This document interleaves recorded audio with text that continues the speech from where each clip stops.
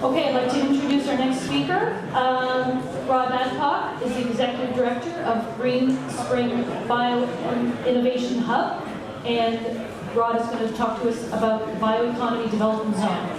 So go ahead, Rod.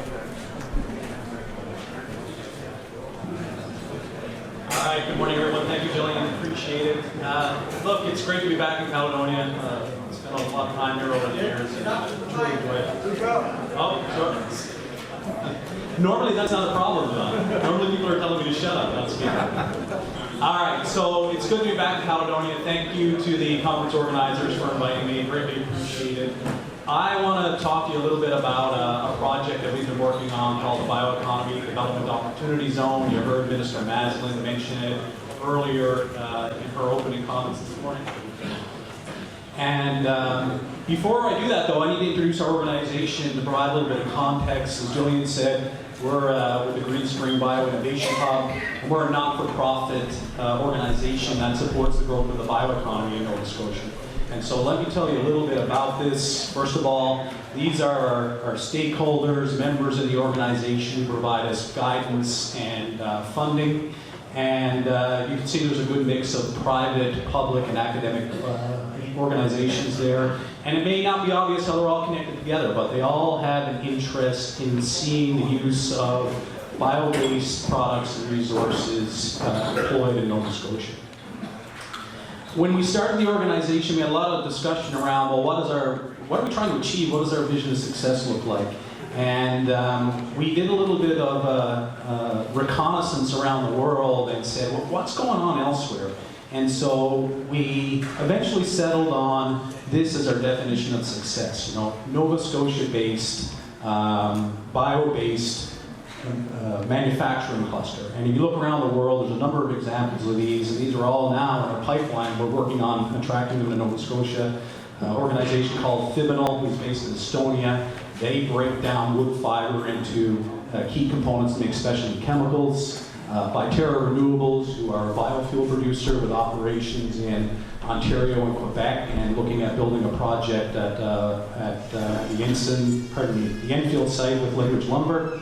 And a little closer to home here, Sustain Technologies in Chester. They take municipal solid waste, convert it into a range of recycled and energy products. And then, close to Halifax, an organization called Woodland AgriScience, who actually feed organic waste to soldier flies to make insect protein for things like livestock feeds. And so we take a very broad view of the bioeconomy. It's any use of a renewable resource like wood fiber, but not only wood fiber.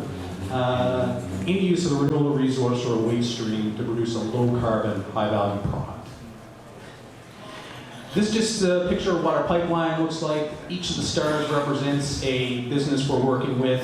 I hid the names to protect the guilty, but just to give you an idea of the types of products that they produce, but importantly, along the y-axis of this, from top to bottom, you can see that's the stage of development of these companies. And so companies in the bottom row are early stage startups, long ways through commercialization, and then as you make your way to the top, the folks in the post-Series A and project financing row, those are fully commercial or very close to commercial businesses that are just about ready to go. And so what you can see here is we've got a lot of early stage stuff. We've got a lot of companies that are pretty commercial. And this is a common characteristic of the bioeconomy around the world.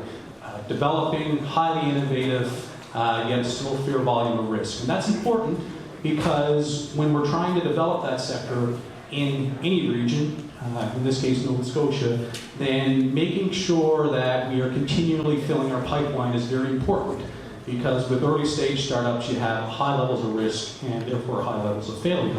So to be successful in growing a sector, you need more opportunities. So why are we doing all of this? Because the impacts are quite impressive. When you look at our pipeline and if all of those companies went commercial, what impact would they have? Large levels of investment, almost all of it outside of HRM, almost 80%. Large levels of feedstock consumption. Not all of this 924,000 tons per year is forest feedstock, but a good portion of it is. And then there's quite a greenhouse gas impact as well. Most of these companies, by virtue of producing a low carbon product or a low carbon energy product, help mitigate greenhouse gases, and in summation in our pipeline about 6.4 million tons, which Nova Scotia's total output of greenhouse gases, 13, 14 million, so not quite half of that, but getting close. So this is why we're excited about it. And how do we help those companies? Well, we help them by getting established and growing their business in Nova Scotia. Oftentimes we will cost share with them on projects that they need to do in order to build out their business in Nova Scotia. I won't go into too much detail on any of that, but if anybody wants to know more, please let me know.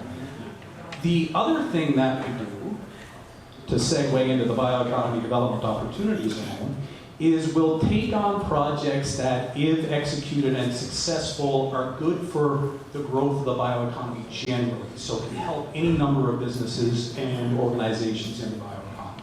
And so that's what we try to do with the Bioeconomy Development Opportunities. So that's great, Rob. What is all that? Well, you heard Minister Maslin say that we received an A rating for, I'm going to call them BDO zones to save myself a few words. We received an A rating for a BDO zone in southwestern Nova Scotia.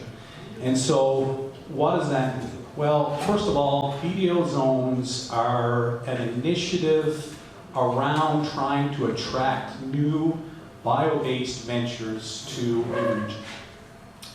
And the way that they do that is they evaluate the success characteristics or success factors of businesses in a certain region.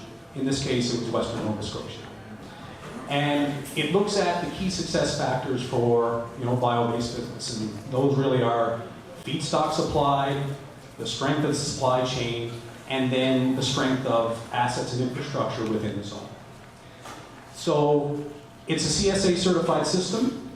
It has over 100 indicators, and if you've ever done a forest certification system, the environmental management system, you'll know that it works similarly in that there are a number of indicators that you have to evaluate the risk that something will go wrong, and then the severity of the consequences of if that thing does go wrong. So it works in a similar way. It evaluates a number of indicators around supply chain and infrastructure to say, all right, what's the risk associated with building a bioeconomy business in the zone?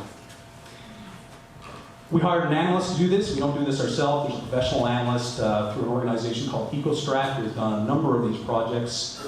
And we hired them back last year in the spring and got to work on this. They did the initial analysis, and then the beauty of this is it's not just based on their work. There's an independent review committee composed of local experts, both in economic development and forestry, who review all of those indicators and then come to the conclusion that either yes, it makes sense or it does not make sense. And a number of those people are in the room, and we certainly appreciate all the help that we receive with that. So after the independent review committee approves the zone and the rating, we then get to work on promoting it, and there's what we call an investment attraction promotion platform. This is a platform that we use to communicate the results of the zone to people who are developing bioeconomy businesses around the world. And there's a number of ways and communication plans that we'll use to do that.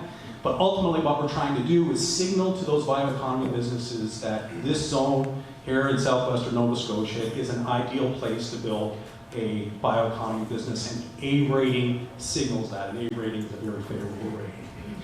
We did this in collaboration with municipal partners as well, and they were of great support in helping get this across the line. So the region of Queens was involved, as was the municipality district of Lunenburg, as was Chester, as was the town of Bridgewater.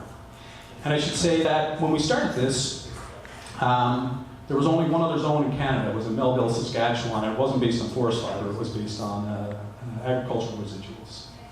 And so this forward in time, we are about the 7th zone in Canada. There's a bunch now in North America, but we're the first one in Atlantic Canada. And so this is quite an achievement, and a credit to the strength of the forest sector in this part of the province. And so let me talk a little bit about that before I close. what does that mean? So what strengths were identified?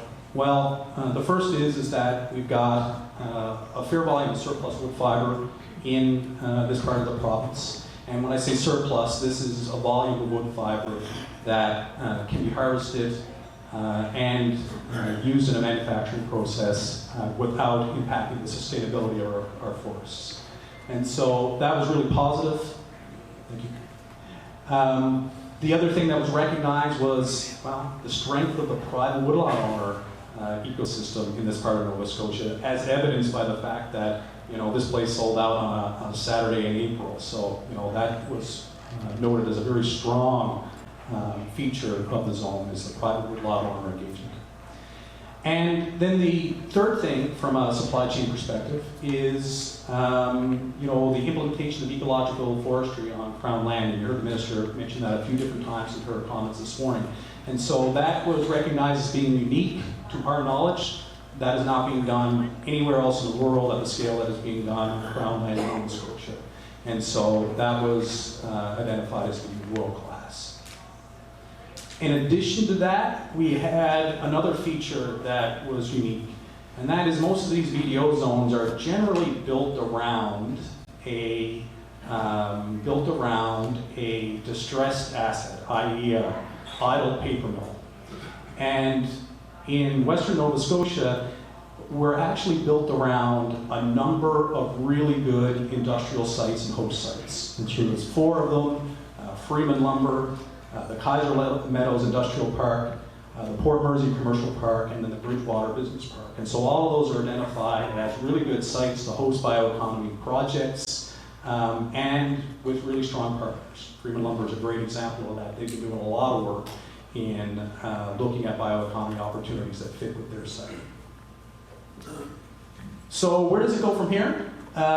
We've got this A rating, we've got great partners, and so how do we use this to draw bioeconomy businesses into Western Nova Scotia? Well, what we do is promote this, and so this is our promotion plan. You can see the green check marks indicate pieces that we've already done. So there was an initial media blitz around the zone. We presented at a few different places, including Forest Nova Scotia. We brought down EcoStrat to present at the Canadian Woodlands Forum in Moncton last week. And then we were actually on a mission in the EU where we talked about the zone as well. And then that kind of arrives at the red circle where right today we're telling you guys about it. But the truth is, in order to really draw in businesses, we need to get outside of, you know, the region. And so the rest of the communications plan, including this webinar with the Digest, which is the world's largest bioeconomy platform, that will happen later in April. And then there's a number right out at the end there in that large green circle, Atlantic Biocon Strategic Alliance presentation to EcoStrat's, what they call a strategic alliance, which is a group of bioeconomy companies. And then a conference called Scaling Up, which takes place in Ottawa every year. And so we will be at those conferences presenting, talking about the opportunity here in Western Nova Scotia and how favorable it is. And hopefully that will, you know, will draw in some more leads. And just to that point, this slide is early lead generation. So what has happened so far? And so once we released the zone and began promoting it, we began getting attention. And so there are a few different leads that have been generated. One is a pyrolysis technology supplier. This is a way to break down wood fiber into you know, a pyrolysis product, which can be then used for a range of things. There's a torrefied wood pellet company that's expressed interest in the zone. A renewable natural gas and biochar company that's expressed interest in the zone. And we've actually had a company who are in wood fiber insulation express interest in the zone and locating here as well. So those are very early leads. We're, you know, in the process of qualifying those and seeing if they are good fits. But fingers crossed that will work out well. So that's what I wanted to talk about the BDO zone. First of all, thank you. Appreciate you taking the time to you know, listen to what I've got to say. Hopefully it made some semblance of sense. And also put a little plug for our own conference. We've got Atlantic Biocon taking place in Halifax at the end of May, and this conference will feature all things bioeconomy in the region. So when I say the region, that includes the Atlantic region, so Nova Scotia, PEI, New Brunswick, and Newfoundland, but we'll also have a fair international presence there. And there will be a fair chunk of this conference that's focused on forest bioeconomy as well. So if you're interested, I'm happy to talk more about that. How'd I do, Matt? 5 seconds left, huh?